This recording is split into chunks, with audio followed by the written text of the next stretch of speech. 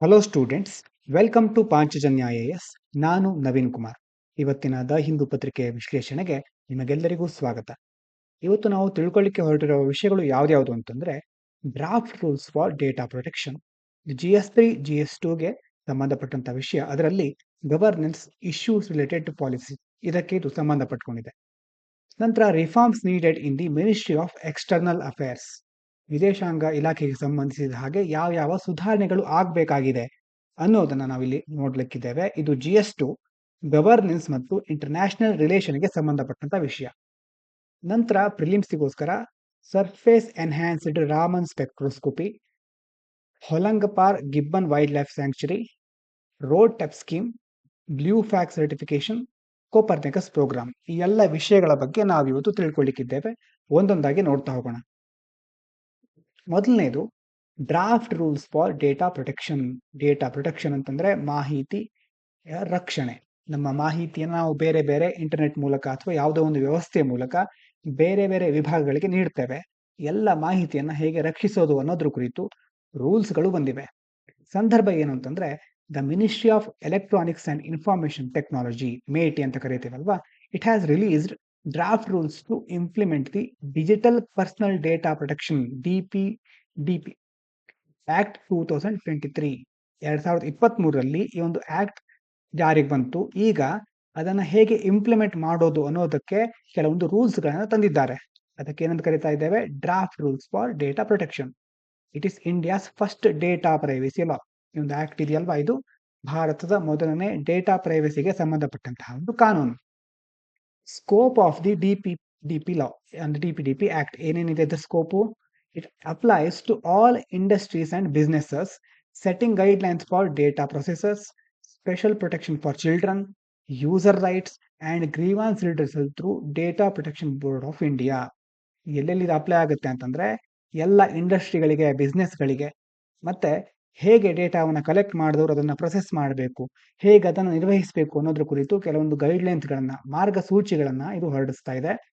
ಮತ್ತೆ ಮುಖ್ಯವಾಗಿ ಮಕ್ಕಳಿಗೆ ಸಂಬಂಧಿಸಿದ ಮಾಹಿತಿಗಳನ್ನ ಹೇಗೆ ಪ್ರೊಟೆಕ್ಟ್ ಮಾಡೋದು, ಗ್ರಾಹಕರ ಕೆಲವೊಂದು ಹಕ್ಕುಗಳು, ಮತ್ತೆ ಅವರ ಕುಂದುಕೊರತೆಯ ನಿವಾರಣೆ, ಎಲ್ಲವುಗಳಿಗೆ ಸಂಬಂಧಿಸಿದಂತೆ ಯಾವುದರ ಮೂಲಕ? Data protection board of India, ಇದರ ಮೂಲಕ ಇದು ಕಾಯ್ದೆ ಏನ್ ಮಾಡ್ತಾ ಇದೆ? ಎಲ್ಲವುಗಳನ್ನು ನಿರ್ವಹಿಸ್ತಾ ಇದೆ.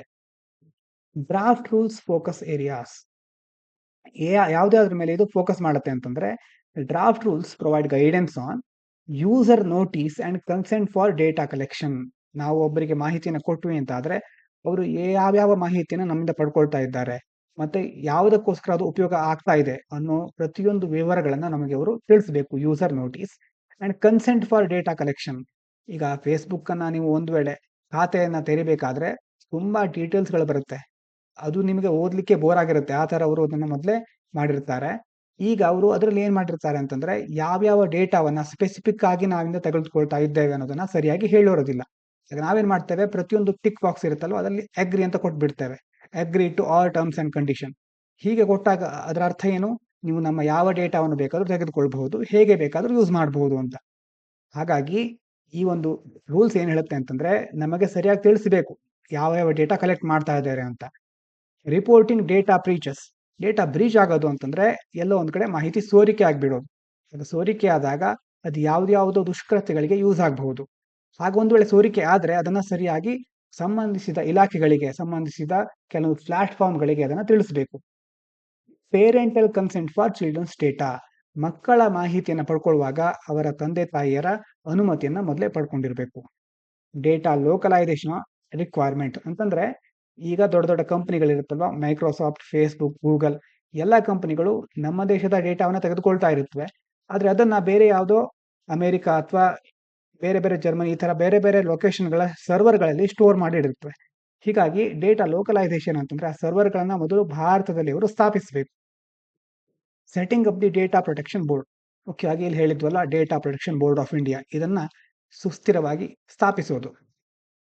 Next public feedback, open to suggestions from public, civil society, academia and industries until mid February 2025. ಈಗ ಈ ಒಂದು ರೂಲ್ಸ್ ಗಳನ್ನ ಅವರು ಜಾರಿಗೆ ತಂದಿದ್ದಾರೆ.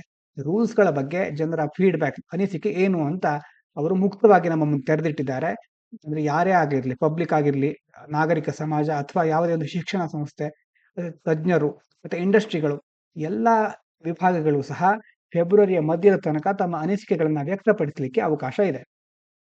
ಶಾರ್ಟ್ ಕಮಿಂಗ್ಸ್ ಇನ್ ಯೂಸರ್ ರೈಟ್ಸ್ ಇಂಪ್ಲಿಮೆಂಟೇಷನ್. ಹಾಗಾದ್ರೆ ಏನೇನು ಯೂಸರ್ ರೈಟ್ಗಳನ್ನ ಇಂಪ್ಲಿಮೆಂಟ್ ಮಾಡಲಿಕ್ಕೆ ಏನೇನು ಶಾರ್ಟ್ ಕಮಿಂಗ್ಸ್ಗಳಿದೆ, ಯಾವ ಕೊರತೆಗಳಿದೆ ಅಂತ ನೋಡ್ತಾ ಹೋಗೋದಾದ್ರೆ, unclear procedures. While users have right to access, correct, update or delete their data, draft rules lack clear steps on how to make such request. ಇದರಲ್ಲಿ ಏನಿದೆ ಅಂತಂದ್ರೆ, ಯಾವುದೇ ಒಬ್ಬ ವ್ಯಕ್ತಿ, ಗ್ರಾಹಕರು ಅಥವಾ ನಾವೇ ಆಗಿರಬಹುದು, ನಮಗೆ ಅವಕಾಶಗಳಿದೆ ಏನ್ ಮಾಡ್ಲಿಕ್ಕೆ ಅಂತಂದ್ರೆ, ನಾವು ಕೆಲವೊಂದು ಡೇಟಾಗಳನ್ನ ಆಕ್ಸೆಸ್ ಮಾಡ್ಲಿಕ್ಕೆ, ಅದನ್ನ ಪಡ್ಕೊಳ್ಳಿಕ್ಕೆ, ಅದನ್ನ ಸರಿಪಡಿಸ್ಲಿಕ್ಕೆ, ಅಥವಾ ಅದನ್ನ ಅಪ್ಡೇಟ್ ಮಾಡ್ಲಿಕ್ಕೆ, ಅಥವಾ ಅದನ್ನ ಡಿಲೀಟ್ ಮಾಡ್ಲಿಕ್ಕೆ, ಎಲ್ಲದಕ್ಕೂ ನಮ್ಗೆ ಅವಕಾಶಗಳಿದೆ. ಆದ್ರೆ ಈ ರೂಲ್ಸ್ಗಳು ಏನ್ ಹೇಳಿದ್ದಾರೆ ಅಂತಂದ್ರೆ, ಅದಕ್ಕೆ ಸರಿಯಾದ ಪ್ರೊಸೆಸ್ ಯಾವ್ದು, ಹೇಗೆ ನಾವು ಅದನ್ನ ಮಾಡೋದು ಅನ್ನುವಂತಹ ಸರಿಯಾದ ಸ್ಟೆಪ್ಸ್ ಗಳನ್ನ ಅವರು ಅದರಲ್ಲಿ ತಿಳಿಸೋದಿಲ್ಲ, ಇನ್ನು ತಿಳಿಸಿಲ್ಲ. ಎರಡನೇದು erasure request. No clear process for request like removing data from search engines. ಒಂದು ಸರ್ಚ್ ಇಂಜಿನ್, ಗೂಗಲ್ ಅಥವಾ ಬೇರೆ ಬೇರೆ ಸರ್ಚ್ ಇಂಜಿನ್ಗಳಲ್ಲಿ ನಾವು ಯಾವ್ದಾದ್ರು ಒಂದು ಸರ್ಚ್ ಮಾಡಿದ್ರೆ, ಅದನ್ನ ಆ ಇಂಜಿನ್ ಎಷ್ಟು ದಿವಸಗಳ ಕಾಲ ಇಟ್ಕೊಂಡಿರುತ್ತೆ, ಅದರ ಬಗ್ಗೆ, ಅಥವಾ ಹೇಗೆ ನಾವು ಅದನ್ನ ರಿಮೂವ್ ಮಾಡೋದು ಅಲ್ಲಿಂದ, ಇವಕ್ಕೆ ಸಂಬಂಧಿಸಿದ ಹಾಗೆ ಸರಿಯಾದ ಪ್ರೊಸೆಸ್ ಬಗ್ಗೆ ಯಾವುದೇ ಖಚಿತತೆ ಇನ್ನೂ ಮೂಡಿಲ್ಲ. Third party issues. Rules don't address conflicts between user data rights and online speech rights. ಎಷ್ಟೋ ಸೋಷಿಯಲ್ ಮೀಡಿಯಾದಲ್ಲಿ ಏನಾಗ್ತಾ ಇರುತ್ತೆ ಅಂತಂದ್ರೆ, ಆನ್ಲೈನ್ ಸ್ಪೀಚ್ ರೈಟ್ ಅಂದ್ರೆ ಮಾಹಿತಿಯನ್ನು ಅಥವಾ ಯಾವುದೇ ಒಂದು ವಿಷಯವನ್ನ ತಮಗೆ ಬೇಕಾದ ಹಾಗೆ ಹಂಚಿಕೊಳ್ಳಿಕ್ಕೆ ಅವಕಾಶಗಳಿದೆ. ಆದ್ರೆ ಅದರ ಜೊತೆ ಕೆಲವೊಂದು ನಿಂದನಾತ್ಮಕ ಹೇಳಿಕೆ ಆಗಿರಬಹುದು, ಅಥವಾ ಹಿಂಸಾತ್ಮಕ ಹೇಳಿಕೆಗಳನ್ನು ಸಹ ಕೆಲವೊಬ್ರು ಹರಡ್ತಾ ಇರ್ತಾರೆ. ಹೌದು, ಎರಡನ್ನ ಹೇಗೆ ಮ್ಯಾನೇಜ್ ಮಾಡೋದು? ಡೇಟಾ ರೈಟ್ಸ್, ಈಗ ವ್ಯಕ್ತಿಗಳಿಗೆ ತಮ್ಮ ಅನಿಸಿಕೆಗಳನ್ನ ಹೇಳ್ಕೊಳ್ಳಿಕ್ಕೆ ಅವಕಾಶಗಳಿದೆ, ಆದ್ರೆ ಅದರಿಂದ ಬೇರೆ ಯಾವುದು ಹಾನಿ ಆಗ್ಬಾರ್ದಲ್ವಾ? ಸ್ಪೀಚ್ ರೈಟ್ಗಳು ಅಂತಂದ್ರೆ ಏನು ಹಾಗಾದ್ರೆ? ಒಬ್ಬರಿಗೆ ಎಷ್ಟು ತನಕ ಯಾವ ವಿಷಯಗಳನ್ನ ಮಾತಾಡ್ಲಿಕ್ಕೆ ಅವಕಾಶಗಳಿದೆ, ಯಾವ ವಿಷಯಗಳನ್ನ ಒಬ್ರು ಇಂತಹ ವೇದಿಕೆಗಳಲ್ಲಿ ಹಂಚಿಕೊಳ್ಬಾರದು, ಹೀಗೆ ಇವೆಲ್ಲದರ ನಡುವೆ ಯಾವುದು ಸರಿ ಯಾವುದು ತಪ್ಪು ಅನ್ನೋದಕ್ಕೆ ಕಾನ್ಫ್ಲಿಕ್ಟ್ಗಳು, ಅಂದ್ರೆ ಇನ್ನೂ ಸರಿಯಾಗಿ ಅವುಗಳಿಗೆ ಸಂಬಂಧಿಸಿದ ಸಮಸ್ಯೆಗಳನ್ನ ಇದರಲ್ಲಿ ಸರಿಯಾಗಿ ಬಗೆಹರಿಸಿಲ್ಲ. Request process. Vague instructions for user to submit data related request. ಒಂದು ವೇಳೆ ನಾವು ಕೊಟ್ಟ ಮಾಹಿತಿ ಅಲ್ಲಿ ಏನೋ ತಪ್ಪಾಗಿದೆ, ಅಥವಾ ನಮಗೆ ಆ ಮಾಹಿತಿಯಲ್ಲಿರೋದು ಇಷ್ಟ ಇಲ್ಲ, ಅಥವಾ ಅದು ಯಾವುದೋ ಒಂದು ನಮಗೆ ಸರಿ ಕಾಣ್ತಾ ಇಲ್ಲ, ಅವಾಗ ನಾವೇನ್ ಮಾಡ್ತೇವೆ, ಅದನ್ನ ಯಾವುದೋ ರೀತಿ ಬದಲಾವಣೆಗೋಸ್ಕರ ರಿಕ್ವೆಸ್ಟ್ ಮಾಡ್ತೇವೆ. ಆದ್ರೆ ಇಲ್ಲಿ ಏನಾಗಿದೆ, ಹೇಗೆ ಅದನ್ನ ರಿಕ್ವೆಸ್ಟ್ ಮಾಡೋದು ಅನ್ನೋದ್ರ ಬಗ್ಗೆ ಸರಿಯಾದ ಇನ್ಸ್ಟ್ರಕ್ಷನ್ ಕೊಡ್ಲೇ ಇಲ್ಲ. Operational clarity. Limited details for businesses and processors on how to implement user rights. User ಅಂತಂದ್ರೆ ಕಸ್ಟಮರ್ಗಳ ರೈಟ್ಗಳನ್ನ ಹೇಗೆ ಇಂಪ್ಲಿಮೆಂಟ್ ಮಾಡೋದು ಅನ್ನೋದ್ರ ಕುರಿತಾಗಿ ಇನ್ನೂ ಸರಿಯಾದ ಕ್ಲಾರಿಟಿ ಇಲ್ಲ. ಇನ್ನು challenges in protecting children's data. ಮಕ್ಕಳ ಮಾಹಿತಿಗೆ ಸಂಬಂಧಿಸಿದ ಹಾಗೆ ಏನೇನು ಸಮಸ್ಯೆಗಳಿದೆ? Verification problems. No specific way to verify if someone is a child or confirm parental guardian consent. ಈಗಿನ ಕಾಲದ ಬಹುಮುಖ್ಯವಾದ ಸಮಸ್ಯೆ ಅಂತಂದ್ರೆ, ಮಕ್ಕಳು ಮೊಬೈಲ್ ಅನ್ನು ಯೂಸ್ ಮಾಡ್ತಾ ಇರೋದು, ಅದರಲ್ಲೂ ಅವರ ಪಾಲಕರ ಅಥವಾ ಬೇರೆ ಬೇರೆ ಅವರ ನೋಡ್ಕೊಳ್ತಾ ಇರುವವರ ಅನುಮತಿ ಅವರಿಗೆ ಸಿಕ್ಕಿದೆಯಾ ಅನ್ನೋದು ಯಾವಾಗಲೂ ನಿಜವಾಗಿ ನಾವು ಅರ್ಥ ಮಾಡ್ಕೊಳ್ಳಿಕ್ಕೆ ಸಾಧ್ಯವೇ ಆಗೋದಿಲ್ಲ ಆನ್ಲೈನ್ ವಾತಾವರಣದಲ್ಲಿ. ಈಗ ಇಲ್ಲಿ ಇವೇನ್ ಹೇಳ್ತಾ ಇದ್ದಾರೆ ಅಂತಂದ್ರೆ, ಹೇಗೆ ಮಕ್ಕಳು ನಿಜವಾಗ್ಲೂ ಯೂಸ್ ಮಾಡ್ತಾ ಇದ್ದಾರಾ, ಅಥವಾ ಅವರಿಗೆ ಪೇರೆಂಟ್ ಇಂದ ಅನುಮತಿ ಇದೆಯಾ ಅನ್ನೋದ್ರ ಬಗ್ಗೆ ವೆರಿಫೈ ಮಾಡ್ಲಿಕ್ಕೆ ಯಾವುದೇ ಇನ್ನೂ ಸರಿಯಾದ ಮಾರ್ಗಗಳೇ ಇಲ್ಲ. Lack of clarity on how to verify age claims or guardian relationships. ಕೆಲವೊಂದು ವಿಷಯಗಳು 3 ವರ್ಷದವರಿಗೆ ಮಾತ್ರ, 3 ವರ್ಷದ ನಂತರದ ಮಕ್ಕಳಿಗೆ ಮಾತ್ರ ಕೆಲವೊಂದು ಹಿಂಸಾತ್ಮಕ ದೃಶ್ಯಗಳಿರುತ್ತೆ, ಕೆಲವೊಂದು ಆ್ಯಪ್ಗಳು ಇಂತಿಷ್ಟು ವಯಸ್ಸಾದ ನಂತರ ಮಾತ್ರ ಯೂಸ್ ಮಾಡಬಹುದು ಅಂತ ಇರುತ್ತೆ. ಅಂಥ ಆ್ಯಪ್ಗಳು ಅಥವಾ ಒಂದು ಯಾವುದೇ ಮಾಹಿತಿ ಇರಲಿ, ಈಗ ಹಿಂಸಾತ್ಮಕ ದೃಶ್ಯಗಳಿದ್ರೆ ಅದರಲ್ಲಿ ಮಕ್ಕಳ ಮನಸ್ಸು ಅದರಿಂದ ಹಾಳಾಗುತ್ತೆ. ಹಾಗಾಗಿ ಅಂಥವುಗಳನ್ನ ಮಕ್ಕಳಿಗೆ ಕೊಡಬಾರ್ದು. ಆದ್ರೆ ಒಂದು ವೇಳೆ ಮಕ್ಕಳು ತಾವೇ ಕ್ಲಿಕ್ ಮಾಡಿಕೊಂಡು ತಾವು ಅಂಥ ವರ್ಷಕ್ಕಿಂತ ಹೆಚ್ಚಿನವರು ಅಂತ ಮಕ್ಕಳೇ ಒಂದು ತೀರ್ಮಾನ ಮಾಡಿಬಿಟ್ರೆ ಅದನ್ನ ಹೇಗೆ ವೆರಿಫೈ ಮಾಡೋದು ಅನ್ನೋದ್ರ ಬಗ್ಗೆ ಇನ್ನೂ ಸಹ ಸರಿಯಾದ ಅಭಿಪ್ರಾಯ ಅಥವಾ ಅದಕ್ಕೆ ಸರಿಯಾದ ತೀರ್ಮಾನ ಇನ್ನೂ ಸಹ ಕೈಗೊಂಡಿಲ್ಲ. Share devices. Rules don't consider share device usage in Indian house holds. ಈಗ ಎಷ್ಟೋ ಮನೆಗಳಲ್ಲಿ ಒಂದು ಮೊಬೈಲ್ ಅನ್ನ 2-3 ಜನ ಉಪಯೋಗಿಸ್ತಾ ಇರ್ತಾರೆ. ಹಳ್ಳಿಗಳಲ್ಲಿ ಯಾಕೆಂದ್ರೆ ಒಂದು ಬಡ ಕುಟುಂಬಗಳಲ್ಲಿ ಒಂದು ಮೊಬೈಲ್ ಇರುತ್ತೆ, ಅದನ್ನ ತಂದೆ ತಾಯಿ ಯೂಸ್ ಮಾಡ್ತಾರೆ, ಮಕ್ಕಳು ಆನ್ಲೈನ್ ಶಿಕ್ಷಣಕ್ಕೋಸ್ಕರ ಅದನ್ನ ಯೂಸ್ ಮಾಡ್ತಾರೆ. ಹೀಗಿದ್ದಾಗ ಒಂದೇ ಡಿವೈಸ್ ಅನ್ನ, ಒಂದೇ ಸಾಧನವನ್ನ ಶೇರ್ ಮಾಡ್ಕೊಳ್ತಾ ಇರ್ತಾರೆ. ಹೀಗಿದ್ದಾಗ ಏನು ಹಾಗಾದ್ರೆ, ಯಾರ ಮಾಹಿತಿ ಹೇಗೆ ಲೀಕ್ ಆಗುತ್ತಾ, ಅಥವಾ ಹೇಗೆ ಅದನ್ನ ನಿರ್ವಹಣೆ ಮಾಡೋದು, ಒಂದೇ ಒಂದು ಸಾಧನವನ್ನ ಬೇರೆ ಬೇರೆ ಜನರು ಉಪಯೋಗಿಸ್ತಾ ಇದ್ದಾಗ ಅನ್ನೋದ್ರ ಬಗ್ಗೆ ಸಹ ಇದರಲ್ಲಿ ಕ್ಲಾರಿಟಿ ಇಲ್ಲ. Technical requirements. Guidelines for security measures are unclear or incomplete. ಅಂದ್ರೆ ಬೇರೆ ಬೇರೆ ಸೈಬರ್ ಸೆಕ್ಯುರಿಟಿಗೆ ಸಂಬಂಧಪಟ್ಟ ಹಾಗೆ ಯಾವ ರೀತಿ ಮಾರ್ಗಸೂಚಿಗಳು ಇರಬೇಕು ಅನ್ನೋದ್ರ ಬಗ್ಗೆ ಸರಿಯಾದ ಖಚಿತತೆ ಇದರಲ್ಲಿಲ್ಲ ಅಥವಾ ಅವು ಇನ್ನೂ ಅಪೂರ್ಣಗೊಂಡಿವೆ. ಹಾಗಾದ್ರೆ ಏನೇನು ಸಜೆಷನ್ಸು ಇಂಪ್ರೂವ್ಮೆಂಟ್ ಆಗ್ಲಿಕ್ಕೆ first one wider stake holder input ಅಂತಂದ್ರೆ ಸ್ಟೇಕ್ ಹೋಲ್ಡರ್ ಅಂದ್ರೆ ಯಾರು ಬೇರೆ ಬೇರೆ ಸಂಘ ಸಂಸ್ಥೆಗಳು ಅಥವಾ ವ್ಯಕ್ತಿಗಳು ಇದರಲ್ಲಿ ಯಾರ್ಯಾರು ಬರ್ತಾರೋ ಯಾರ್ಯಾರು ಪಾಲ್ಗೊಳ್ತಾರೋ ಎಲ್ಲ ಒಂದು ಎಂಟಿಟಿಗಳು ಅವರನ್ನ ಏನ್ ಕರಿತೇವೆ ಸ್ಟೇಕ್ ಹೋಲ್ಡರ್ಸ್. ಎಂಗೇಜ್ ಎಕ್ಸ್ಪರ್ಟ್ಸ್ ಮುಖ್ಯವಾಗಿ ತಜ್ಞರನ್ನ ಇದರಲ್ಲಿ ನೇಮಿಸಿಕೊಳ್ಬೇಕು. ಬಿಸ್ನೆಸಸ್ ಬೇರೆ ಬೇರೆ ಇಂಡಸ್ಟ್ರಿಗಳನ್ನ and civil society for broader feedback. ಹೆಚ್ಚಿನ ಮೂಲಗಳಿಂದ ಅನಿಸಿಕೆಗಳನ್ನ ಅಭಿಪ್ರಾಯಗಳನ್ನ ಸಂಗ್ರಹಿಸಲಿಕ್ಕೆ ತಜ್ಞರನ್ನ ಬಿಸ್ನೆಸ್ಗಳನ್ನ ಮತ್ತೆ ನಾಗರಿಕ ಸಮಾಜವನ್ನ ಇದರಲ್ಲಿ ಸೇರಿಸಬೇಕು, ಇನ್ವಾಲ್ವ್ ಮಾಡಬೇಕು. Implementation timeline define clear timelines for phased roll out of the rules ಅಂತಂದ್ರೆ ರೂಲ್ಗಳನ್ನ ಯಾವ್ಯಾವಾಗ ಹೇಗೆ ನೀವು ರೋಲ್ ಔಟ್ ಮಾಡ್ತೀರಾ, ಯಾವಾಗ ಅದು ಜಾರಿಗೆ ಬರುತ್ತೆ ಮತ್ತೆ ಹಂತ ಹಂತವಾಗಿ ಅದನ್ನ ಜಾರಿಗೊಳಿಸುವ ಬಗ್ಗೆ ಸರ್ಕಾರ ಇನ್ನು ಸರಿಯಾಗಿ ನಿರ್ಧಾರಗಳನ್ನ ಕೈಗೊಳ್ಳಬೇಕು. Detailed guidelines provide step by step procedures for businesses and data processors. ಬೇರೆ ಬೇರೆ ಬಿಸ್ನೆಸ್ಗಳು ಈ ಫೇಸ್ಬುಕ್ ಮತ್ತೆ ಗೂಗಲ್ ನಂತಹ ಬಿಸ್ನೆಸ್ಗಳು ಮತ್ತೆ ಅವುಗಳನ್ನ ಪ್ರೊಸೆಸ್ ಮಾಡೋ ಯಾವುದೇ ಕಂಪನಿ ಇರಬಹುದು, ಆ ಒಂದು ಕಂಪನಿಗಳಿಗೆ ಡೀಟೇಲ್ ಆದಂತಹ ಗೈಡ್ಲೈನ್ ನೀವು ಹೀಗೆ ಅದನ್ನ ಯೂಸ್ ಮಾಡಬೇಕು ಅಂತಹ ಮಾರ್ಗಸೂಚಿಗಳನ್ನ ಹೊರಡಿಸಬೇಕು. ಇನ್ನು technical standards include specific technical requirement for robust data protection. ತಾಂತ್ರಿಕವಾಗಿ ಅತ್ಯದ್ಭುತವಾದ ಬೇರೆ ಬೇರೆ ರಿಕ್ವೈರ್ಮೆಂಟ್ ಇರುತ್ತೆ ಅಥವಾ ಏನೇನು ಅವಶ್ಯಕತೆ ಇರುತ್ತೆ ಎಲ್ಲ ಒಂದು ವಿಧಾನಗಳನ್ನ ಅಳವಡಿಸಿಕೊಂಡು ಡೇಟಾಗಳನ್ನ ಮಾಹಿತಿಯನ್ನ ಸರಿಯಾಗಿ ಸುರಕ್ಷಿತವಾದ ರೀತಿಯಲ್ಲಿ ಕಾಪಾಡಬೇಕು. ಇವಿಷ್ಟು ಮೊದಲನೇ ಆರ್ಟಿಕಲ್ನ ಸಾರಾಂಶ. ಮುಂದಿನ ಆರ್ಟಿಕಲ್ ನೋಡೋದಾದ್ರೆ reforms needed in the ministry of external affairs. ವಿದೇಶಾಂಗ ಸಚಿವಾಲಯದಲ್ಲಿ ಏನೇನು ಸುಧಾರಣೆಗಳು ಆಗಬೇಕಾಗಿದೆ. India's ministry of external affairs needs modernisation to match India's rising global influence and ambitions. ಇತ್ತೀಚಿನ ದಿನಗಳಲ್ಲಿ ಜಾಗತಿಕ ಮಟ್ಟದಲ್ಲಿ ಭಾರತದ ಒಂದು ವಿದೇಶಾಂಗ ಅಥವಾ ರಾಜತಾಂತ್ರಿಕತೆ ಅತ್ಯದ್ಭುತವಾಗಿ ಮೇಲೇಳ್ತಾ ಇದೆ. ಅದರಿಂದ ಬೇರೆ ಬೇರೆ ದೇಶಗಳ ಮೇಲೆ ಭಾರತದ ಪ್ರಭಾವ ಹೆಚ್ಚಾಗ್ತಾ ಇದೆ. ಹೀಗಾಗಿ ಈ ಸಂದರ್ಭದಲ್ಲಿ ಮಿನಿಸ್ಟ್ರಿ ಆಫ್ ಎಕ್ಸ್ಟರ್ನಲ್ ಅಫೇರ್ಸ್ ವಿದೇಶಾಂಗ ಕಾರ್ಯಾಲಯ ಅಥವಾ ಸಚಿವಾಲಯದಲ್ಲಿ ಕೆಲವೊಂದು ಸುಧಾರಣೆಗಳು ಆಗಬೇಕಾಗಿದೆ. The MEA must strengthen its structures and staffing to handle increasing diplomatic responsibilities. ಮುಖ್ಯವಾಗಿ ಅಲ್ಲಿರುವ ಸಿಬ್ಬಂದಿಗಳ ಸಲುವಾಗಿ ಆಗಿರಬಹುದು ಅಥವಾ ಅವರಿಗೆ ಸಂಬಂಧಿಸಿದ ಹಾಗಾಗಿರಬಹುದು ಅಥವಾ ಕೆಲವೊಂದು ರಚನಾತ್ಮಕವಾಗಿದ್ದಂತಹ ಕೆಲವೊಂದು ಸಮಸ್ಯೆಗಳನ್ನ ನಿರ್ವಹಣೆ ಮಾಡುವುದಾಗಿರಬಹುದು. ಎಲ್ಲವುಗಳಿಗೆ ಸಂಬಂಧಿಸಿದ ಹಾಗೆ ಈ ಒಂದು ಮಿನಿಸ್ಟ್ರಿ ಆಫ್ ಎಕ್ಸ್ಟರ್ನಲ್ ಅಫೇರ್ಸ್ ಕೆಲವೊಂದು ಕ್ರಮಗಳನ್ನ ಕೈಗೊಳ್ಳಲೇಬೇಕಾಗಿದೆ. ಮೊದಲು ಏನೇನು ಚಾಲೆಂಜಸ್ಗಳು ಎದುರಾಗಿದೆ ಅಂತ ನೋಡೋದಾದ್ರೆ ಈ ಸ್ಟಾಫಿಂಗ್ ಚಾಲೆಂಜಸ್ ಅಲ್ಲಿರುವ ವರ್ಕ್ ಫೋರ್ಸ್ ಅಂತಂದ್ರೆ ಉದ್ಯೋಗಿಗಳು ಲಿಮಿಟೆಡ್ ವರ್ಕ್ ಫೋರ್ಸ್ ಇನ್ನೂ ಬೇಕಾದಷ್ಟಿಲ್ಲ. 850 Indian foreign service officers handle 193 embassies and consulate globally. ಅಂದ್ರೆ ಮುಖ್ಯವಾಗಿ 850 IFS ಆಫೀಸರ್ಗಳು ಸುಮಾರು 193 ದೇಶಗಳ ಕಾರ್ಯಾಲಯಗಳನ್ನ ವಿದೇಶಾಂಗದ ಎಂಬಸಿಗಳನ್ನ ನಿರ್ವಹಣೆ ಮಾಡ್ತಾ ಇದ್ದಾರೆ.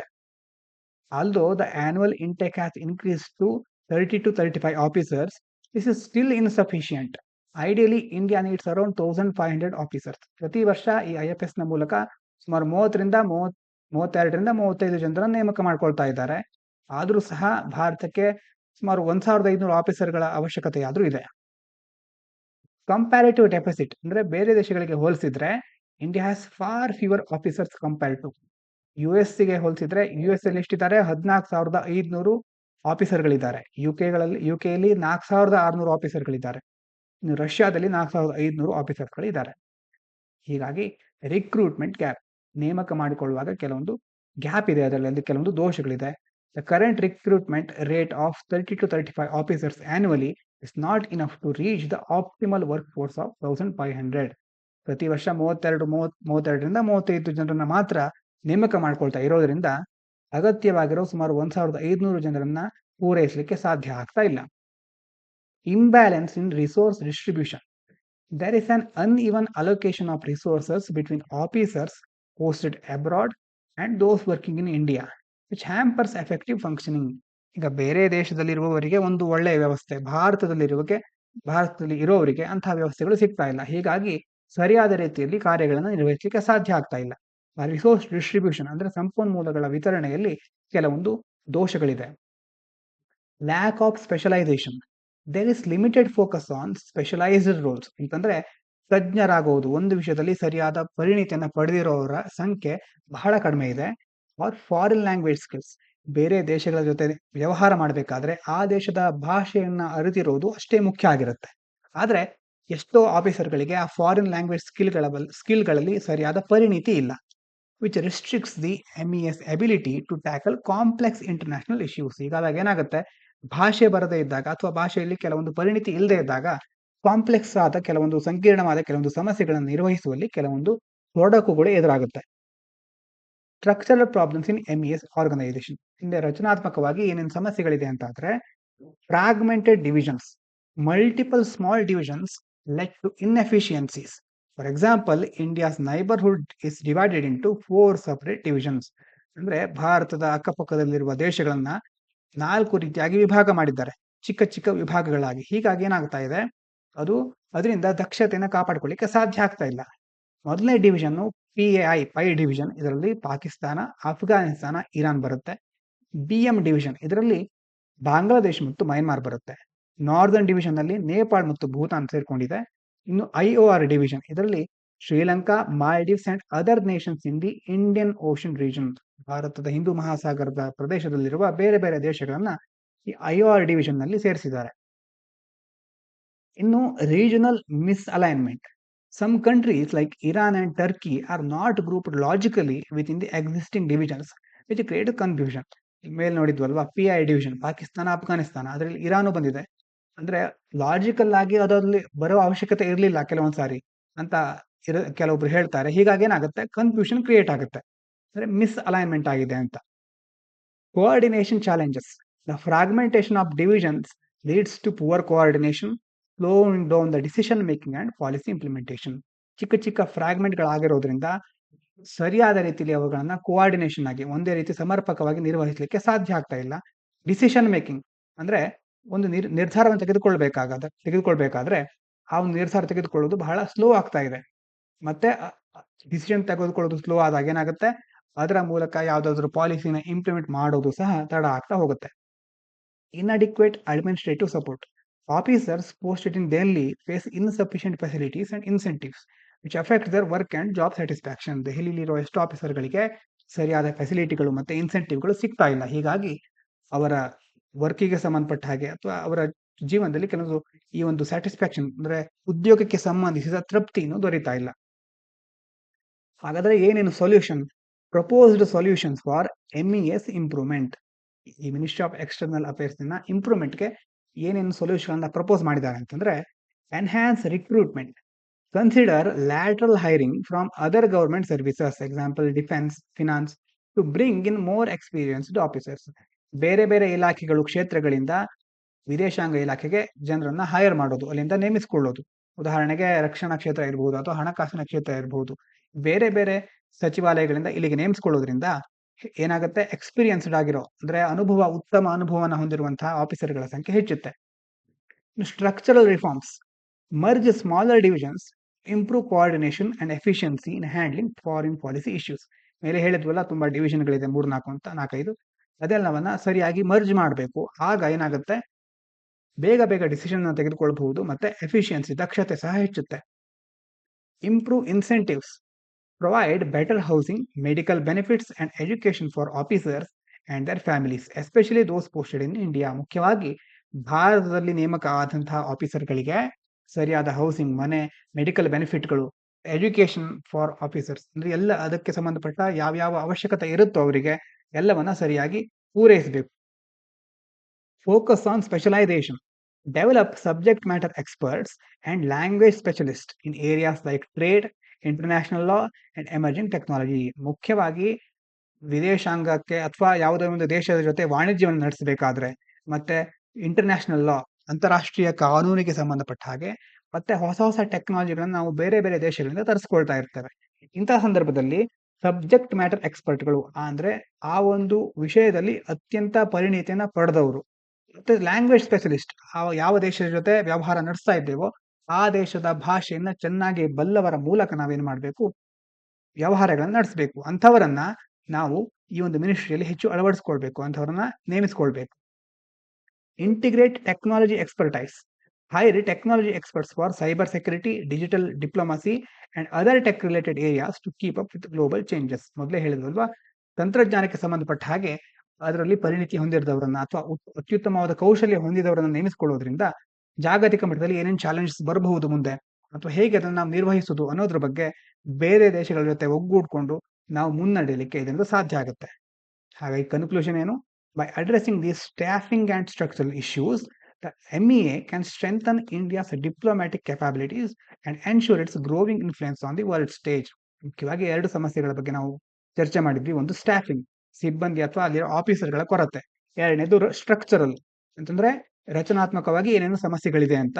ಎರಡನ್ನ ಸರಿ ಮಾಡಿದಾಗ ಏನಾಗುತ್ತೆ? Ministry of external affairs can strengthen India's diplomatic capabilities. ಬೇರೆ ದೇಶಗಳ ಜೊತೆ ನಮ್ಮ ರಾಜತಾಂತ್ರಿಕ ಸಂಬಂಧ ಇನ್ನಷ್ಟು ವೃದ್ಧಿ ಆಗುತ್ತೆ.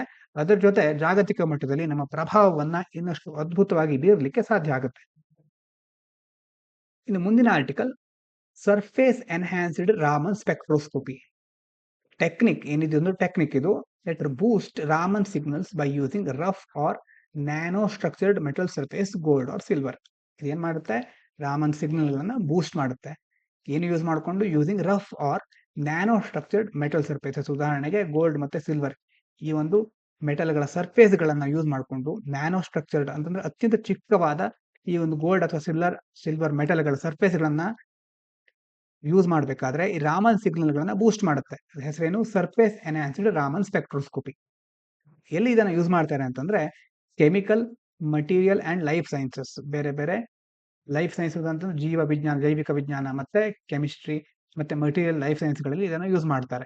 As well as environmental protection and electronics, ಪರಿಸರಕ್ಕೆ ಸಂಬಂಧಪಟ್ಟ ರಕ್ಷಣಾ ಕಾರ್ಯಗಳಲ್ಲಿ ಮತ್ತೆ ಎಲೆಕ್ಟ್ರಾನಿಕ್ ಕ್ಷೇತ್ರದಲ್ಲೂ ಇದನ್ನು ಯೂಸ್ ಮಾಡ್ತಾರೆ. ನ್ಯಾನೋ ಕ್ಯಾಟಲಿಸ್ಟ್ ಅಂತಂದ್ರೆ new development to enhance SERS. ಇದನ್ನ SERS ಪ್ರಕ್ರಿಯೆಯನ್ನ, ಈ ಒಂದು ತಂತ್ರಜ್ಞಾನವನ್ನ ಅಭಿವೃದ್ಧಿಪಡಿಸಲಿಕ್ಕೆ ಹೊಸ ಡೆವಲಪ್ಮೆಂಟ್ ಮಾಡಿರೋದು ಇದು. ಇದರ ಹೆಸರು nano catalyst. Useful in environmental remediation and nanoscale electronics. ಬೇರೆ ಬೇರೆ ಪರಿಸರಕ್ಕೆ ಸಂಬಂಧಿಸಿದ ರೆಮಿಡಿಯೇಷನ್ಗಳು ಮತ್ತೆ ನ್ಯಾನೋಸ್ಕೇಲ್ ಎಲೆಕ್ಟ್ರಾನಿಕ್ಸ್, ಇದಕ್ಕೆ ಇದು ಬಹಳ ಯೂಸ್ಫುಲ್ ಆಗಿದೆ. ಈಗ ಮುಖ್ಯವಾಗಿ ಇದನ್ನು ತಿಳ್ಕೊಳ್ಳಿ, ರಾಮನ್ ಸ್ಪೆಕ್ಟ್ರೋಸ್ಕೋಪಿ ಹೀಗಂದ್ರೆ ಏನು? Technique use to study how molecules vibrate and rotate. Raman spectroscopy ಅನ್ನೋದು ಒಂದು ಟೆಕ್ನಿಕ್. ಏನ್ ಮಾಡ್ತೇವೆ ಅದರಲ್ಲಿ ಅಂತಂದ್ರೆ, ಮಾಲಿಕ್ಯೂಲ್ ಆಟಮ್ ಅಂತ ನಿಮ್ಗೆ ಗೊತ್ತು, ಪ್ರತಿಯೊಂದು ವಸ್ತುಗಳಲ್ಲಿ ಇರೋದು. ಅದರೊಳಗಡೆ ಆ ಮಾಲಿಕ್ಯೂಲ್ಗಳು ಹೇಗೆ ವೈಬ್ರೇಟ್ ಆಗ್ತಾ ಇದೆ ಮತ್ತೆ ರೊಟೇಟ್ ಆಗುತ್ತೆ ಅನ್ನೋದನ್ನ ಸ್ಟಡಿ ಮಾಡುತ್ತೆ. ಯಾವುದು? Raman spectroscopy. It works by shining light, usually from a laser, on a sample and studying how the light scatters when it interacts with the molecule. ಏನಾಗುತ್ತೆ ಇಲ್ಲಿ ಅಂತಂದ್ರೆ, ಸ್ಯಾಂಪಲ್ ಇದೆ ಅಂತ ಇಟ್ಕೊಳ್ಳಿ, ಯಾವುದೋ ಒಂದು ಮೆಟಲ್ ಅಥವಾ ಯಾವುದಾದ್ರೂ ಒಂದು ಸ್ಯಾಂಪಲ್, ಅದ್ರ ಮೇಲೆ ಶೈನಿಂಗ್ ಲೈಟ್ ಅನ್ನ ಹಾಯಿಸೋದು ಅಂತಂದ್ರೆ ಆಲ್ಮೋಸ್ಟ್ ಲೇಸರ್ ಲೈಟ್ ಅನ್ನ ಹಾಯಿಸ್ತಾರೆ ಸ್ಯಾಂಪಲ್. ಆವಾಗ ಅಲ್ಲಿ ಒಳಗಡೆ ಮಾಲಿಕ್ಯೂಲ್ಗಳು ಇರುತ್ತಲ್ವಾ, ಅದು ಹೇಗೆ ಇಂಟರಾಕ್ಟ್ ಆಗುತ್ತೆ ಲೈಟ್ ಬಿದ್ದಾಗ ಅದನ್ನ ಸ್ಟಡಿ ಮಾಡೋದು. Shining light on a sample, studying how light scatters. ಇದರಲ್ಲಿ ಲೈಟ್ ಬಿದ್ದಾಗ ಲೈಟ್ ಹೇಗೆ ವಾಪಸ್ ಸ್ಕ್ಯಾಟರ್ ಆಗುತ್ತೆ, ಅದು ಹೇಗೆ ರಿಫ್ಲೆಕ್ಟ್ ಆಗುತ್ತೆ ಅಥವಾ ಒಳಗಡೆ ಹೇಗೆ ಸ್ಕ್ಯಾಟರ್ ಆಗುತ್ತೆ, ಲೈಟಿನ ಚಲನೆ, ಆ ಬೆಳಕಿನ ಕಿರಣದ ಒಂದು ಚಲನೆ ಹೇಗೆ ಬದಲಾಗುತ್ತೆ ಅನ್ನೋದನ್ನ ಸ್ಟಡಿ ಮಾಡ್ತಾರೆ ಯಾವಾಗ ಆ ಮಾಲಿಕ್ಯೂಲ್ ಜೊತೆ ಇಂಟರಾಕ್ಟ್ ಆದಾಗ. The light scattered in this way can provide information about the chemical structure of the sample. ಈಗ ಒಂದ್ ವೇಳೆ ಲೈಟ್ ಬಿದ್ದಾಗ ಅದು ಹೇಗೆ ರಿಫ್ಲೆಕ್ಟ್ ಆಗುತ್ತೆ ಅಥವಾ ಹೇಗೆ ಬದಲಾಗುತ್ತೆ ಅನ್ನೋದ್ರ ಮೂಲಕ ಏನ್ ಸ್ಟಡಿ ಮಾಡ್ತೇವೆ, ಆ ಒಂದು ಸ್ಯಾಂಪಲಿನ ಬೇರೆ ಬೇರೆ ಕೆಮಿಕಲ್ ಪ್ರಾಪರ್ಟಿಗಳು, ಅದರ ಸ್ಟ್ರಕ್ಚರ್ ಹೇಗಿದೆ ಅನ್ನೋದನ್ನ ಇದರಿಂದ ನಾವು ತಿಳ್ಕೋಬಹುದು. ರಾಮನ್ ಎಫೆಕ್ಟ್ ಅಂತಂದ್ರೆ, this is when light interact with molecules and the scattered light has a different energy. ಒಂದು ಬೆಳಕಿನ ಕಿರಣವನ್ನು ಹಾಯಿಸಿದ್ವಿ, ಆಗ ಮಾಲಿಕ್ಯೂಲ್ ಜೊತೆ ಇಂಟರಾಕ್ಟ್ ಆಗುತ್ತೆ, ಮತ್ತೊಂದು ಸ್ಕ್ಯಾಟರ್ ಆಗುತ್ತೆ, ಬದಲಾಗುತ್ತೆ, ಬೇರೆ ಒಂದು ರಿಫ್ಲೆಕ್ಟ್ ಆಗೋದು ಅಥವಾ ಸ್ಕ್ಯಾಟರ್ ಆಗೋದು ಅಂತ ಹೇಳ್ಬಹುದು. ಅದಕ್ಕೆ ಡಿಫರೆಂಟ್ ಎನರ್ಜಿ ಇರುತ್ತೆ, ಯಾಕಂತಂದ್ರೆ ಅದು ಮಾಲಿಕ್ಯೂಲ್ ಜೊತೆ ಇಂಟರಾಕ್ಟ್ ಆಗಿದೆ. ಈಗ ಅದೇನ್ ಹೇಳುತ್ತೆ ಅಂತಂದ್ರೆ, providing a signature of the molecule. ಆ ಮಾಲಿಕ್ಯೂಲ್ ಜೊತೆ ಇಂಟರಾಕ್ಟ್ ಆಗಿರೋದ್ರಿಂದ ಅದು ಸ್ಕ್ಯಾಟರ್ ಆಗಿದೆ. ಹೀಗಾಗಿ ಈ ಒಂದು ಎಫೆಕ್ಟಿಗೆ ಏನ್ ಕರೀತೇವೆ? ರಾಮನ್ ಎಫೆಕ್ಟ್. ಡಿಸ್ಕವರಿ ಯಾವಾಗ ಇದನ್ನು ಕಂಡುಹಿಡಿದು? Raman effect was discovered by Indian physicist CV Raman in 1928. 1928ರಲ್ಲಿ ನಮ್ಮ ದೇಶದ CV ರಾಮನ್ ಅವರು ಇದನ್ನು ಕಂಡುಹಿಡಿದರು. ಅವರಿಗೆ ನೊಬೆಲ್ ಪುರಸ್ಕಾರವೂ ಸಹ ಬಂದಿದೆ. Hollongapar gibbon wild life sanctuary recent development ಏನಿದೆ ಹಾಗಾದ್ರೆ, ಏನು ಸುದ್ದಿ ಇದ್ರದು ಅಂತಂದ್ರೆ, national board for wild life NBW ಅಂತ ಹೇಳ್ಬಹುದು, has approved oil and gas exploration in the eco sensitive zone of Hollongapar gibbon wild life sanctuary. ಈ national board for wild life ಏನಿದೆ, ಇದೇನ್ ಮಾಡಿದೆ ಅಂತಂದ್ರೆ, ಹೊಲಂಗಪುರ್ ಗಿಬ್ಬನ್ ವೈಲ್ಡ್ ಲೈಫ್ ಸ್ಯಾಂಕ್ಚುರಿಯಲ್ಲಿ ಬೇರೆ ಬೇರೆ ಆಯಿಲ್ ಮತ್ತೆ ಗ್ಯಾಸ್ ಎಕ್ಸ್ಪ್ಲೋರೇಷನ್ ಅಲ್ಲಿ ಇದನ್ನ ನೀವು ಎಕ್ಸ್ಪ್ಲೋರ್ ಮಾಡಬಹುದು ಅಂತ ಅನುಮತಿ ನೀಡಿದೆ. ಆದ್ರೆ ಇದು ಒಂದು ಎಕೋ ಸೆನ್ಸಿಟಿವ್ ಝೋನ್ ಆದ್ರೂ ಸಹ ಅದು ಅನುಮತಿಯನ್ನ ನೀಡಿದೆ. ಎಲ್ಲಿ ಬರುತ್ತೆ ಇದು? Hollongapar gibbon wild life sanctuary, Jorhat district, Assam, India. ಏನಿದ್ರೆ ಯುನಿಕ್ ಫೀಚರ್ ಅಂತಂದ್ರೆ only sanctuary in India named after a gibbon. Gibbon ನೋಡ್ತಾ ಇದ್ರಲ್ಲ, ಇದು ಗಿಬ್ಬನ್. ಗಿಬ್ಬನಿನ ಹೆಸರಿನ ಹೊಂದಿರುವಂತಹ ಓನ್ಲಿ ಸ್ಯಾಂಕ್ಚುರಿ ಇದು. Known for densest gibbon population Assam. ಅಸ್ಸಾಂನಲ್ಲಿ ಅತಿ ಹೆಚ್ಚು ಗಿಬ್ಬನ್ಗಳ ಸಂಖ್ಯೆಯನ್ನು ಹೊಂದಿದೆ ಇದು. ಇದರಲ್ಲಿ ಯಾವ ರಿವರ್ ಹರಿಯುತ್ತೆ ಅಂತಂದ್ರೆ Bhogdoi river creates a water locked region semi hydrophytic plants. ಅಂದ್ರೆ ನೀರಿನ ಅವಲಂಬನೆಯನ್ನ ಅತಿಯಾಗಿ ಬಯಸ್ತಾ ಇರೋದಿಲ್ಲ ಇಲ್ಲಿನ ಪ್ಲಾಂಟ್ಗಳು. ಸೆಮಿ ಹೈಡ್ರೋಫೈಟಿಕ್ ಅಂದ್ರೆ ನೀರಿನ ಅವಲಂಬನೆಯನ್ನ ಹೊಂದಿರುವಂತಹ ಗಿಡಗಳು, ಆದ್ರೆ ಯಾವಾಗಲೂ ನೀರನ್ನ ಬಯಸೋದಿಲ್ಲ. ಸೆಮಿ ಹೈಡ್ರೋಫೈಟಿಕ್ ಅಂತ ಕರಿತೇವೆ ಅವರನ್ನ. Flora, hollong tree. ಯಾವ್ಯಾವ ಗಿಡಗಳು ಸಸ್ಯ ಸಂಪತ್ತಿ ಇದೆ ಅಂತಂದ್ರೆ hollong tree upper canopy, nahar tree middle canopy and evergreen shrubs lower canopy. Canopy ಅಂತಂದ್ರೆ ಮೇಲುಗಡೆಯಿಂದ ನೋಡಿದ್ರೆ ಹೇಗೆ ಕಾಣುತ್ತೆ ಕ್ಯಾನೋಪಿ ಅಂತ ಹೇಳ್ತೇವೆ. ಅಂದ್ರೆ ಅಪ್ಪರ್ ಕ್ಯಾನೋಪಿಯಲ್ಲಿ ಹಾಲಾಂಗ್ ಟ್ರೀ ಕಾಣಿಸುತ್ತೆ, ನಹಾರ್ ಟ್ರೀ. ಮತ್ತೆ ಭೂಭಾಗದಲ್ಲಿ ಲೋವರ್ ಕ್ಯಾನೋಪಿಯಲ್ಲಿ ಎವರ್ಗ್ರೀನ್ ಶ್ರಬ್ಸ್ಗಳು ಇಲ್ಲಿ ಕಂಡು ಬರುತ್ತೆ. ಫೋನಾ, ಪ್ರಾಣಿಗಳು ಯಾವ್ಯಾವ ತರ ಸಿಗುತ್ತೆ ಅಂತಂದ್ರೆ ಇಂಡಿಯಾಸ್ ಓನ್ಲಿ ಗಿಬ್ಬನ್ಸ್, ಹುಲು ಗಿಬ್ಬನ್ಸ್ಗಳು ಇಲ್ಲಿ ಕಂಡು ಬರುತ್ತೆ. Bengal slow loris, Indian elephants, tigers, leopards, jungle cats, wild boar, civets, macaques ಇವೆಲ್ಲ ಪ್ರಾಣಿಗಳು ಈ ಒಂದು ಪ್ರದೇಶದಲ್ಲಿ ಕಂಡು ಬರುತ್ತೆ. ಇನ್ನು ಇದರ ಜೊತೆ national board for wild life ಇದ್ರ ಬಗ್ಗೆ ತಿಳ್ಕೊಳ್ಳೋಣ. ಕಾನ್ಸ್ಟಿಟ್ಯೂಷನ್ ಅಂದ್ರೆ formed under section 5A of the wild life protection act 1972, 1972ರ ವನ್ಯಜೀವಿ ರಕ್ಷಣಾ ಕಾಯ್ದೆ ಅಡಿಯಲ್ಲಿ ಇದನ್ನ ಸ್ಥಾಪನೆ ಮಾಡಿದ್ದಾರೆ. ಫಂಕ್ಷನ್ಸ್ ಏನಿದ್ರದ್ದು ಅಂತಂದ್ರೆ ಅಪ್ರೂವ್ಸ್ ಕನ್ಸ್ಟ್ರಕ್ಷನ್ ಇನ್ ಪ್ರೊಟೆಕ್ಟೆಡ್ ಏರಿಯಾಸ್. ಪ್ರೊಟೆಕ್ಟೆಡ್ ಏರಿಯಾಗಳಲ್ಲಿ ಬೇರೆ ಬೇರೆ ಕನ್ಸ್ಟ್ರಕ್ಷನ್ ಅನ್ನ ಮಾಡ್ಲಿಕ್ಕೆ ಅನುಮತಿ ಕೊಡುವುದು, ಅಥವಾ ಬೌಂಡ್ರಿ ಆಲ್ಟರೇಷನ್, ಅದರ ಬೌಂಡ್ರಿ ಇರುತ್ತಲ್ವಾ ಎಷ್ಟು ವಿಸ್ತೀರ್ಣದಲ್ಲಿದೆ ಆ ಬೌಂಡ್ರಿಯನ್ನು ಅಲ್ಟರ್ ಮಾಡೋದಾದ್ರೆ. And diversion of wild life habitats. ಕೆಲವೊಂದು ವೈಲ್ಡ್ ಲೈಫ್ ಹ್ಯಾಬಿಟ್ಯಾಟ್ಗಳನ್ನ, ಅವರ ವಾಸಸ್ಥಳವನ್ನ ಏನಾದ್ರು ಡೈವರ್ಟ್ ಮಾಡೋದಿದ್ರೆ ಇದೆಲ್ಲ ಫಂಕ್ಷನ್ಗಳು ಯಾವ್ದಡಿಯಲ್ಲಿ ಬರುತ್ತೆ? National board for wild life. Composition ಇದು ಹೇಗಿರುತ್ತೆ ಕಮಿಟಿ ಅಂತಂದ್ರೆ 47 ಮೆಂಬರ್ ಕಮಿಟಿ, 47 ಜನರ ಒಂದು ಕಮಿಟಿ ಇದು. Headed by the prime minister. ಇದರ ಮುಖ್ಯಸ್ಥರು ಯಾರು? ಪ್ರಧಾನಮಂತ್ರಿಗಳು. With the environment minister as vice chairperson. ಇದರ ವೈಸ್ ಚೇರ್ಪರ್ಸನ್ ಎನ್ವೈರ್ಮೆಂಟ್ ಮಿನಿಸ್ಟರ್ ಆಗಿರ್ತಾರೆ. ಇನ್ನು ರೋಡ್ ಟೆಪ್ ಸ್ಕೀಮ್ ಅಂತ ಸುದ್ದಿಯಲ್ಲಿದೆ. ಯಾಕಂತಂದ್ರೆ industry has urge the government to extend the RoDTEP scheme for export oriented units, EOU ಅಂತ ಕರಿತೇವೆ, and SEZs until September end due to global economic uncertainties. ಜಾಗತಿಕ ಮಟ್ಟದಲ್ಲಿ ಬೇರೆ ಬೇರೆ ಆರ್ಥಿಕವಾಗಿ ಕೆಲವೊಂದು ರಿಸೆಷನ್ಗಳು ಇದೆ ಅಂತ ಹೇಳ್ತಾ ಇರ್ತಾರೆ. ಮತ್ತೆ ಕೆಲವೊಂದು ಅನ್ಸರ್ಟನಿಗಳು ಅಂದ್ರೆ ಸರಿಯಾಗಿ ಅರ್ಥ ಆಗ್ತಾ ಇಲ್ಲ ಈಗಿನ ಇಂಡಸ್ಟ್ರಿಗಳಿಗೆ ಏನಾಗ್ತಾ ಇದೆ ಮುಂದೆ ಅಂತ. ಹಾಗಾಗಿ ಅವು ಏನ್ ಹೇಳ್ತಾ ಇದ್ದೇವೆ ಅಂತಂದ್ರೆ ಗೌರ್ಮೆಂಟ್ ಹತ್ರ ಈಗ ರೋಡ್ ಟೆಪ್ ಸ್ಕೀಮ್ ಅನ್ನ ಎಕ್ಸ್ಟೆಂಡ್ ಮಾಡಿ, ಅಂದ್ರೆ ಎಕ್ಸ್ಪೋರ್ಟ್ ಓರಿಯೆಂಟೆಡ್ ಯೂನಿಟ್ಸ್, ಅಂದ್ರೆ ನಾವು ರಫ್ತು ಮಾಡ್ತೀವಲ್ವಾ ಆ ರಫ್ತಿಗೆ ಸಂಬಂಧಪಟ್ಟ ಯೂನಿಟ್ಗಳಿಗೆ ಒಂದು ಸ್ಕೀಮ್ ಅನ್ನ ಇನ್ನಷ್ಟು ವಿಸ್ತರಿಸಿ ಅಂತ ಇಂಡಸ್ಟ್ರಿಗಳು ಗೌರ್ಮೆಂಟ್ ಹತ್ರ ರಿಕ್ವೆಸ್ಟ್ ಮಾಡ್ಕೊಂಡಿವೆ. ಎಲ್ಲಿ ತನಕ? ಸೆಪ್ಟೆಂಬರ್ ಎಂಡ್ ತನಕ ಇದನ್ನ ವಿಸ್ತಾರ ಮಾಡಿ ಅಂತ ಹೇಳ್ತಾ ಇವೆ. ಹಾಗಾದ್ರೆ ಏನು ರೋಡ್ ಟೆಪ್ ಅಂತಂದ್ರೆ remission of duties and taxes on exported products. ಬೇರೆ ಬೇರೆ ಎಕ್ಸ್ಪೋರ್ಟ್ ಮಾಡ್ತೀವಲ್ವಾ, ಅಂದ್ರೆ ಬೇರೆ ದೇಶಕ್ಕೆ ಕಳಿಸೋದು, ರಫ್ತು ಮಾಡೋದು, ಆ ಎಲ್ಲ ಪ್ರಾಡಕ್ಟ್ ಮೇಲೆ ರೆಮಿಷನ್ ಮತ್ತೆ ಅಂದ್ರೆ ಯಾವ್ಯಾವ ಟ್ಯಾಕ್ಸ್ ಮತ್ತೆ ಡ್ಯೂಟಿಗಳಿರುತ್ತಲ್ಲ ಅದನ್ನ ರೆಮಿಷನ್ ಮಾಡೋದು, ಅಂದ್ರೆ ಕಡಿತಗೊಳಿಸೋದು. ಯಾವಾಗ ಇಂಟ್ರೊಡ್ಯೂಸ್ ಮಾಡಿದ್ರು? Amendment to the foreign trade policy 2015-20 effective from January 1, 2021. ಅಂದ್ರೆ ಯಾವಾಗ ಈ ಫಾರಿನ್ ಟ್ರೇಡ್ ಪಾಲಿಸಿ ಇತ್ತು ಮೊದಲು, ಅದಕ್ಕೆ ಒಂದು ಅಮೆಂಡ್ಮೆಂಟ್ ಮಾಡಿದ್ರು 2015-20 ಒಂದು ಫಾರಿನ್ ಟ್ರೇಡ್ ಪಾಲಿಸಿಗೆ. ಯಾವಾಗಿಂದ ಇದು ಜಾರಿಗೆ ಬಂತು? January 1, 2021ರಂದು ಇದು ಜಾರಿಗೆ ಬಂತು. ಪರ್ಪಸ್ ಏನು ಅಂತಂದ್ರೆ offset taxes and duties on exported goods it cannot be refunded, encouraging exports. ಮುಖ್ಯವಾಗಿ ಎಕ್ಸ್ಪೋರ್ಟ್ಗಳನ್ನ, ರಫ್ತನ್ನ ಉತ್ತೇಜಿಸುವುದು ಇದರ ಉದ್ದೇಶ. ಏನ್ ಮಾಡೋದ್ರ ಮೂಲಕ? ಟ್ಯಾಕ್ಸ್ ಮತ್ತೆ ಕೆಲವೊಂದು ಡ್ಯೂಟಿಗಳನ್ನ ಕಡಿತಗೊಳಿಸೋದ್ರ ಮೂಲಕ. ಅಡ್ಮಿನಿಸ್ಟ್ರೇಟ್ ಬೈ, ಯಾರಿದನ್ನು ನೋಡ್ಕೊಳ್ಳೋದು? Department of revenue, ministry of finance.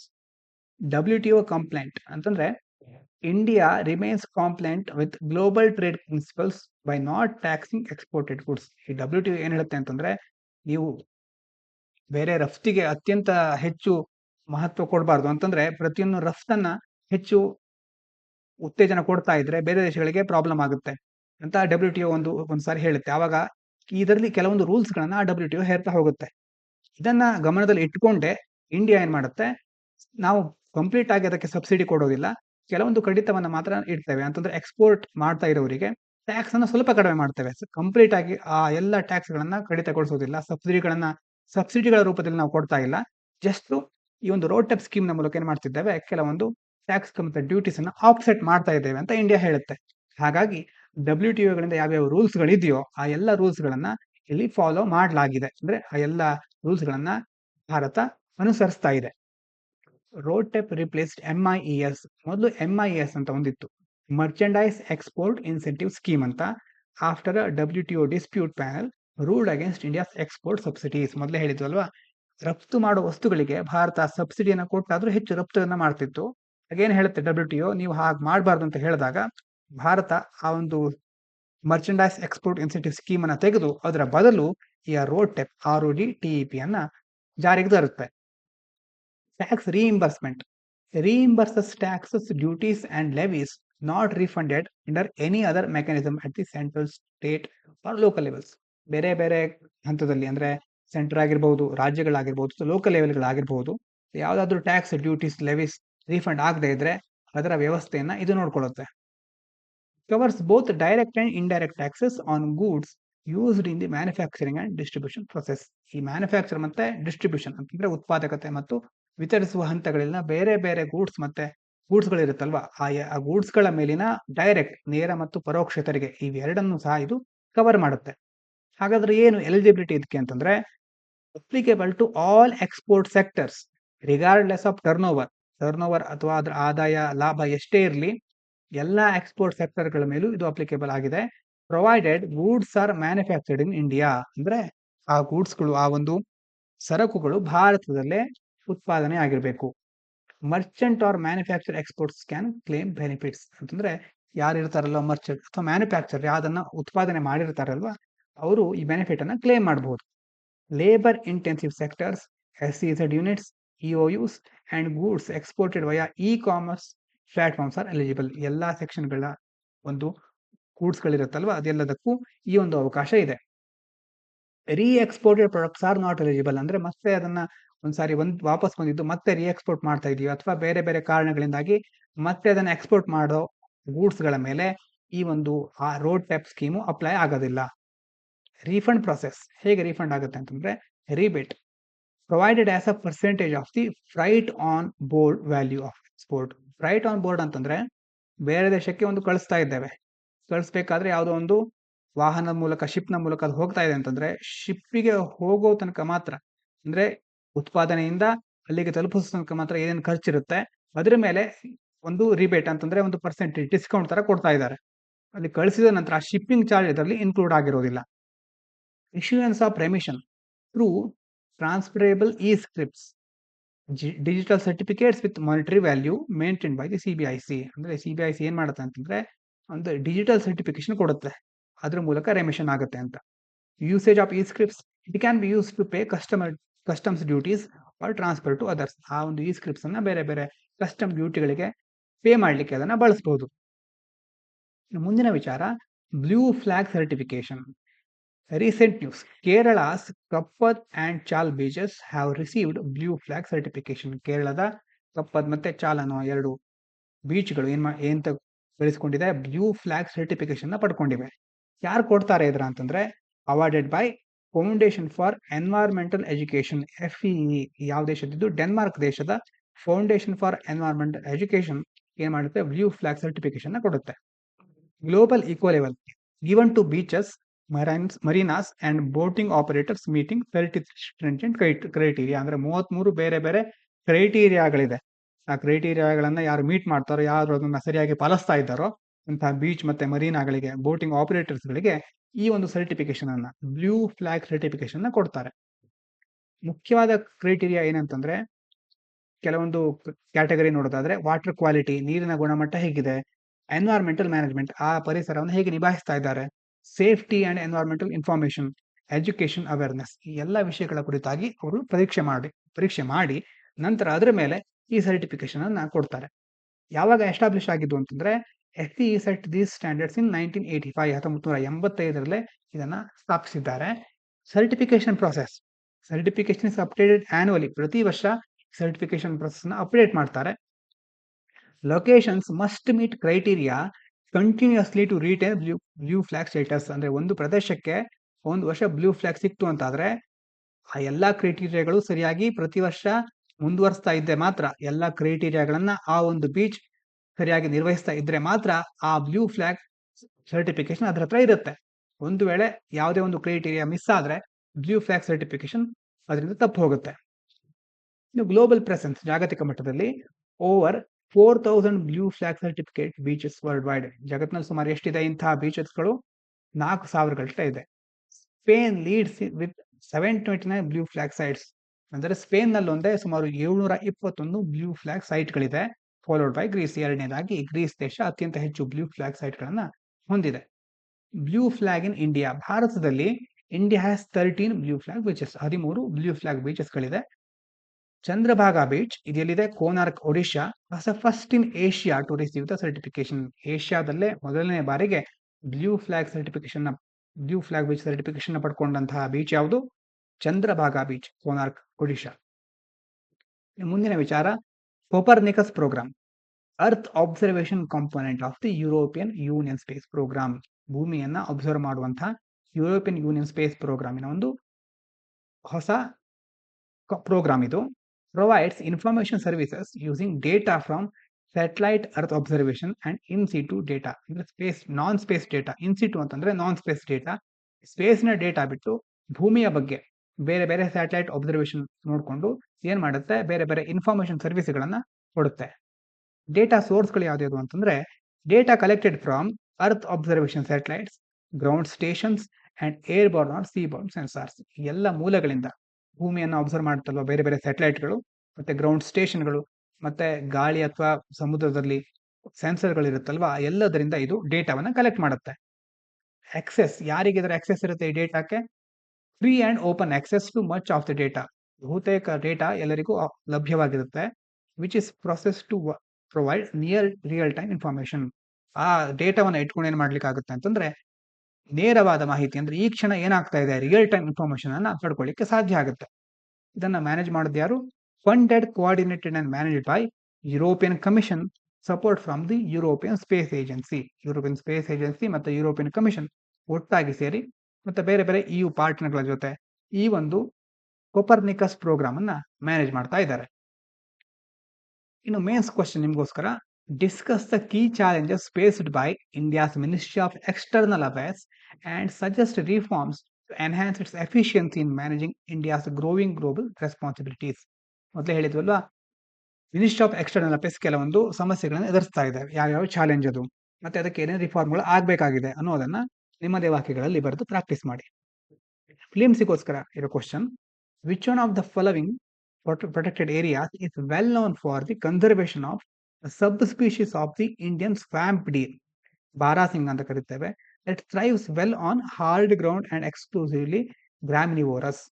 ಇದರಲ್ಲಿ ಯಾವ ಒಂದು ಪ್ರೊಟೆಕ್ಟೆಡ್ ಏರಿಯಾ ಯಾವುದಕ್ಕೆ ಫೇಮಸ್ ಆಗಿದೆ? Well known for conservation of barasingha. ಇದಕ್ಕೆ ಆಪ್ಷನ್ ಏನೇನಂತಂದ್ರೆ Kanha national park, Manas national park, Mudumalai wild life sanctuary, Tal Chhapar wild life sanctuary. ಉತ್ತರ ಗೊತ್ತಿದ್ರೆ ಕಮೆಂಟ್ ಮಾಡಿ, ಗೊತ್ತಿಲ್ಲದೆ ತಿಳ್ಕೊಂಡು ಕಮೆಂಟ್ ಮೂಲಕ ತಿಳಿಸಿ. ಇವತ್ತಿನ ವೊಕ್ಯಾಬ್ಯುಲರಿಗಳನ್ನು ನೋಡೋದಾದ್ರೆ, ಮೊದಲನೇದು ಡೆನ್ಯೂಡೆಡ್ ಅಂದ್ರೆ ಮೇಲೆ ಪದರ ತೆಗೆದುಹಾಕೋದು, ಬೇರ್, ಡಿಪ್ರೈವ್ಡ್ ಅಂದ್ರೆ ಒಂದು ಪದರಗಳನ್ನ ತೆಗೆದುಹಾಕೋದು. ಉದಾಹರಣೆಗೆ, the forest was denuded of its trees after the storm. Storm ಬಂದ ನಂತರ ಆ ಫಾರೆಸ್ಟಿನ ಮೇಲ್ಪದರಗಳು ಅಂದ್ರೆ ಮೇಲೆ ಇರುತ್ತಲ್ವ ಕೆಲವೊಂದು ಪದರಗಳು ಅದೆಲ್ಲ ಡೆನ್ಯೂಡ್ ಆಯಿತು ಅಂತಂದ್ರೆ ಅದು ಹೊರಟು ಹೋಯಿತು. ಎರಡನೇದು ಇಮ್ಯಾಕ್ಯುಲೇಟ್ಲಿ ಅಂದ್ರೆ ನಿರ್ಮಲವಾಗಿ, ಶುದ್ಧವಾಗಿ ಅಂತ. Spotlessly, perfectly, flawlessly, pristinely. She dressed immaculately for the formal dinner. ಡಿನ್ನರಿಗೋಸ್ಕರ ಅವಳು ಇಮ್ಯಾಕ್ಯುಲೇಟ್ಲಿ ಅಂದ್ರೆ ನಿರ್ಮಲವಾಗಿ, ಶುದ್ಧವಾಗಿ ಡ್ರೆಸ್ ಮಾಡ್ಕೊಂಡ್ಳು. ಹಿತೆರ್ಟು ಅಂತಂದ್ರೆ ಇಲ್ಲಿಯವರೆಗೆ, until now, previously, so far, up to this point, ಇಲ್ಲಿಯ ತನಕ ಏನಾಗಿದೆ ಅದನ್ನ ಹಿತೆರ್ಟು ಅಂತ ಕರೀತೇವೆ. Hitherto no one had discovered the hidden treasure. ಇಲ್ಲಿಯ ತನಕ ಆ ಹಿಡನ್ ಟ್ರೆಷರ್ ಅನ್ನ ಯಾರು ಡಿಸ್ಕವರ್ ಮಾಡಿಲ್ಲ, ಕಂಡು ಹಿಡಿದಿಲ್ಲ. ಹ್ಯಾಪಸಾರ್ಡ್ ಅಂತಂದ್ರೆ ಅಡ್ಡಾದಿಡಿಯಾಗಿ, ರ್ಯಾಂಡಮ್ ಆಗಿ ಹೋಗೋದು ಅಂತ ಹೇಳ್ತೀವಲ್ವಾ. ಕೆಯಾಟಿಕ್, ಡಿಸ್ಆರ್ಗನೈಸ್ಡ್, ಏಮ್ಲೆಸ್, ಹೇಗಾಗೋ ಇರೋದು ಅಂತ. The books were piled in a haphazard manner on the table. ಒಂದು ಟೇಬಲ್ ಮೇಲೆ ಬುಕ್ಸ್ ಹೇಗೇಗೋ ಅಡ್ಡಾದಿಡಿಯಾಗಿ ಬಿದ್ಕೊಂಡಿತ್ತು. ಟೈಟ್ ಫಿಸ್ಟೆಡ್ ಅಂತಂದ್ರೆ ಜಿಪುಣತನದ, ಅಂದ್ರೆ ಕೈ ಬಿಚ್ಚೋದಿಲ್ಲ ಅಂತಂದ್ರೆ ಕೈಯಲ್ಲಿ ಹಣ ಇದ್ರೂ ಅದನ್ನ ಉಪಯೋಗಿಸೋದಿಲ್ಲ, ಜಿಪುಣತನ ಅಂತ ಹೇಳ್ತೇವಲ್ವಾ. Stingy, miserly, frugal, penny pinching ಅಂತೆಲ್ಲ ಇದಕ್ಕೆ ಸಮಾನಾರ್ಥಕ ಪದಗಳು. Tight fisted landlord refuse to fix the leaky roof ಅಂತಂದ್ರೆ ಒಬ್ಬ ಜಿಪುಣ ಏನ್ ಮಾಡ್ತಾ ಇದ್ದಾನೆ ಅಂತಂದ್ರೆ ಮೇಲ್ಗಡೆ ಮಾಳಿಗೆಯಲ್ಲಿ ಕಟ್ಟ ಅಥವಾ ಮೇಲ್ಗಡೆ ನೀರು ಸುರಿತಾ ಇದ್ರು ಅದನ್ನ ಸರಿ ಮಾಡ್ಲಿಕ್ಕೆ ಹೋಗ್ತಾ ಇಲ್ಲ, ಅದಕ್ಕೆ ಹಣವನ್ನ ಖರ್ಚು ಮಾಡ್ತಾ ಇಲ್ಲ. ಇವಿಷ್ಟು ಇವತ್ತಿನ ಮುಖ್ಯ ಅಂಶಗಳು. ಇಷ್ಟು ಹೊತ್ತಿನ ತನಕ ಕೇಳಿದ ನಿಮಗೆಲ್ಲರಿಗೂ ಧನ್ಯವಾದಗಳು. ಇದು ಪಾಂಚಜನ್ಯ IAS.